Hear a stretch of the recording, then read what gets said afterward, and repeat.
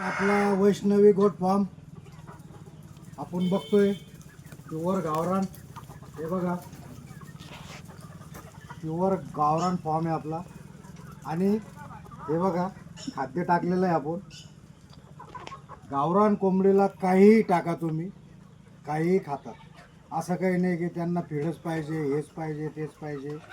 तुम्ही त्यांना कांडी गवत टाका बारीक करून. आता मी तर बारीक पण नाही केलेलं, हे बघा तर तसंच टाकलेलं तरी पूर्ण संपवलं त्यांनी. जर तुम्ही कुट्टी मशीन आणली, बारीक करून जर टाकलं तर तुमचं 50% खाद्य याच्यामध्ये वाचू शकतं. माझं सांगायचं तात्पर्य एकच आहे की गावरान कोंबडी तुम्ही पाळा.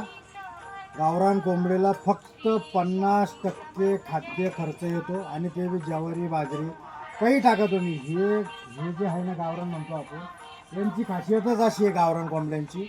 फक्त लसीकरण वेळेवर करा. 6व्या दिवशी, 15व्या दिवशी, 22व्या दिवशी आणि 28व्या दिवशी लसीकरण हे प्रॉपर करा. तुम्हाला गावरान कुक्कुटपालनमध्ये काही प्रॉब्लेम नाही. हे बघा आता मी एकदम साधा आणि सिंपल चालू केलेलं आहे. आज मी पहिले सुरुवातीला आता ह्या 250 आणल्या होत्या.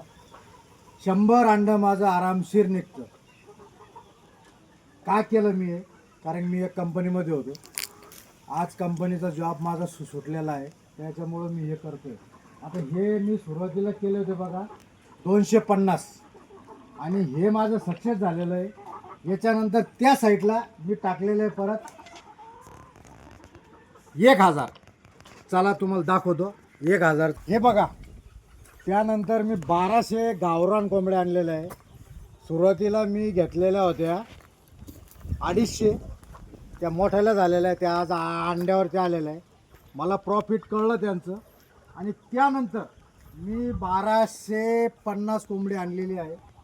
आता ह्या पण बघा तुम्ही, काही नाही. हे पहा, यांना पण गवत वगैरे, कांडी गवत आहे, हे आपलं गवत आहे. काही टाका, काही खातात ते. त्याच्यामुळं गावरानमध्ये प्रॉफिट जास्त आहे. गावरान कोंबडी आपल्या महाराष्ट्रामध्ये भेटत नाही, तुरळक ठिकाणी आहे. तुम्ही गावरान करा, गावरानवर भर द्या, काहीही प्रॉब्लेम नाही. तुम्ही अंडे विका, चिकन विका, कधीच काही प्रॉब्लेम नाही. मला एवढंच सांगायचं आहे ह्या व्हिडिओमधनं की गावरान कुक्कुटपालन हे कधीही तोट्यामध्ये येणारं नाही. त्यासाठी जर कधी तुम्हाला गावरान कोंबडी, गावरान अंडे लागले, संपर्क साधा. मी नंबर देत आहे. धन्यवाद.